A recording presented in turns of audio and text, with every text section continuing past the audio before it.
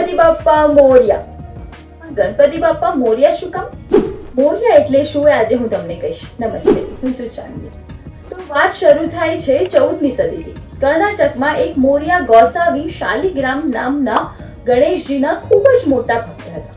તેઓને ગણપતિની ખૂબ સાધના કરી અને ગણેશજીએ તેમને મયુરેશ્વરના સ્વરૂપમાં દર્શન આપ્યા હતા. ગણેશજીએ તેમને વરદાન માંગવા કહ્યું અને એક ભક્તને તેના પ્રભુ સાથે રહેવાથી વધારે શું જોઈએ. એટલે મોર્યાએ પણ હું અખંડ તમારી સાથે રહું એવું વરદાન માંગ્યું અને તે દિવસથી ગણપતિ બાપ્પા મોર્યા થઈ ગયા. એવું કહેવાય છે કે મોર્યાને એક સિદ્ધ યોગીએ પુણે જિલ્લામાં જઈને તપશ્ચર્યા કરવાનું કહ્યું હતું. 42 દિવસની કઠોર તપસ્યા બાદ તેમને વિઘ્ન વિનાયકે દર્શન આપ્યા હતા.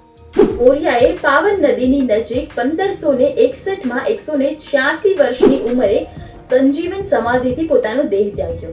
તેમની 7 પેઢી ગણપતિની પ્રખર ભક્ત હતી. તેમણે જે જગ્યાએ તપ કર્યું તે જગ્યા એટલે કે ચિંચવડમાં તેમના પુત્ર ચિંતામણી મંદિર પણ બંધાવ્યું છે. 456 વર્ષ પહેલા 8 મહિનાથી પણ ઓછા સમયમાં બંધાવેલું આ મંદિર આજના અત્યાધુનિક મંદિરો કરતા પણ સરસ છે.